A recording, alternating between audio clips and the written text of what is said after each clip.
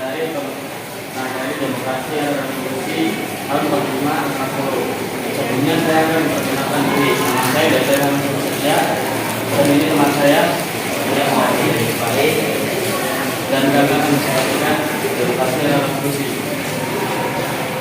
adalah bentuk pemerintahan yang baik secara langsung dan langsung didasarkan pada kesepakatan mayoritas dan secara bebas dari masyarakat dewasa. Demokrasi adalah bentuk dari pemerintahan. Maka demokrasi berasal dari kata Yunani kuno, yaitu demokratia yang artinya kekuasaan rakyat yang terbentuk dari demos yang artinya rakyat dan demokratos artinya kekuasaan atau kekuasaan. Kata demokrasi sendiri sudah ada sejak abad ke-16 zaman dengan Sultan Bagas Abdul Muhyiddin Muhammad Zainal Abidin. Ada beberapa jenis demokrasi, tetapi ada dua. Ada yang pertama. Dengerin ya, yang lainnya ya. Asalnya lebih keras lagi biar kedengeran.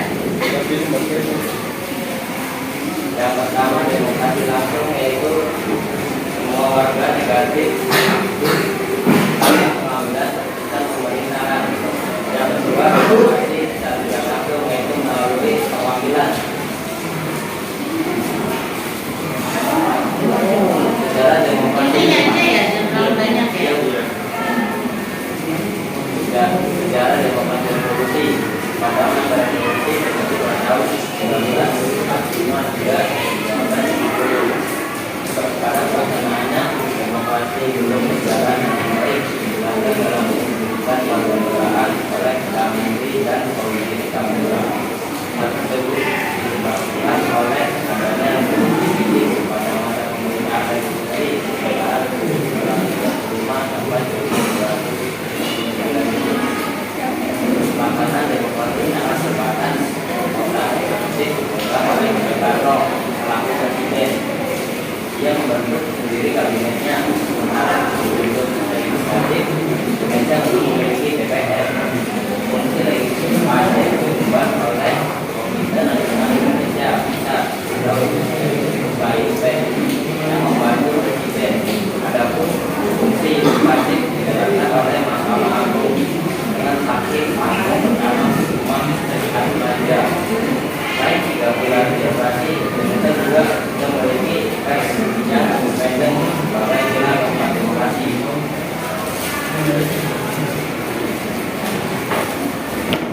Sentralisasi kekuasaan. Sentralisasi adalah memusatkan seluruh wewenang kepada sejumlah menteri, manajer atau yang berada di puncak organisasi.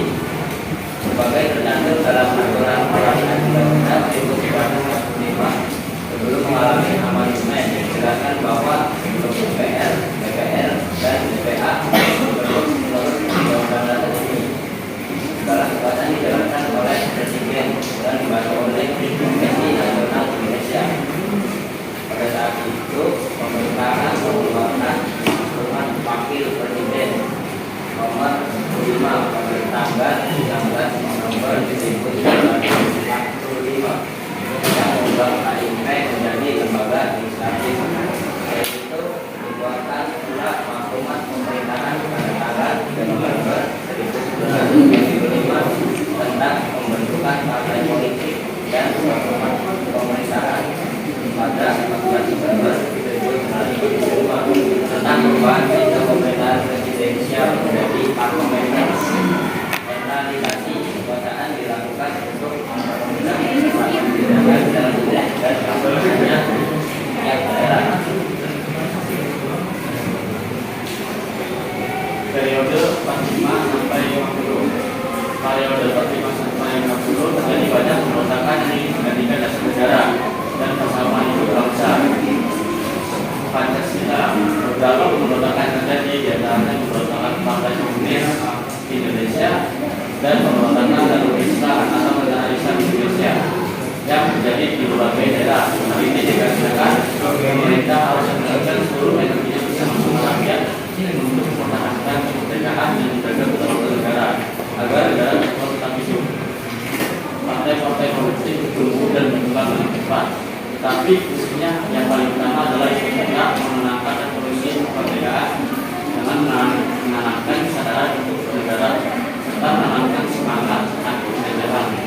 karena keadaan tidak mengizinkan pemilihan umum belum dapat dilaksanakan sekalipun hal itu telah terjadi salah satu agenda politik utama rumusan demokrasi tahun 1945 sampai 1949. Meskipun tidak banyak catatan sejarah yang mengatur perkembangan demokrasi pada periode ini, tetapi pada periode tersebut telah menciptakan hal-hal merasa bagi penggunaan demokrasi di Indonesia masa selanjutnya. Pertama, pemberian makro politik secara menyeluruh. Negara sudah tidak semula mempunyai komitmen yang sangat besar terhadap demokrasi, sehingga begitu mereka menyatakan kemerdekaan dari pemerintah kolonial Belanda yang sudah dianggap memiliki hak politik yang sama tanpa ada diskriminasi yang bersifat ras, agama, suku dan kedaerahan. Kedua, presiden yang secara konstitusional memiliki kemungkinan untuk menjadi seorang diktator, maka dibatasi kekuasaannya ketika Komite Nasional Indonesia Pusat atau KNIP untuk menggantikan parlemen. Ketiga, dengan maklumat wakil presiden dimungkinkan terbentuknya sejumlah partai politik yang kemudian menjadi peletak dasar bagi sistem kepartaian di Indonesia untuk masa depan kita. Demokrasi pasca revolusi. Pasca revolusi, pemerintah menerapkan demokrasi liberal dan demokrasi terpimpin di masa Orde Lama. Demokrasi liberal berjalan dari tahun 1950 sampai 1959, kemudian dilanjutkan dengan demokrasi terpimpin tahun 1959 sampai 1965. Pada masa pemerintah revolusi kemerdekaan, pelaksanaan demokrasi baru terbatas pada revolusi yang terus yang mendukung revolusi kemerdekaan. Adapun ada penerapkan demokrasi lain sebelum sebenarnya terwujud. Karena situasi dan kondisi yang tidak memungkinkan memasuki pada masa Orde Baru pada tahun 1996 sampai 1998. Pemerintah Indonesia menerapkan demokrasi sesuai dengan sistem presidensial. Demokrasi Pancasila lahir pasca turunnya demokrasi terpimpin pada masa Orde Lama. Pelaksanaan demokrasi baru terbuka dengan luas warga negara setelah memasuki era reformasi pada tahun 1999. Masa itu disebut juga dengan euforia demokrasi.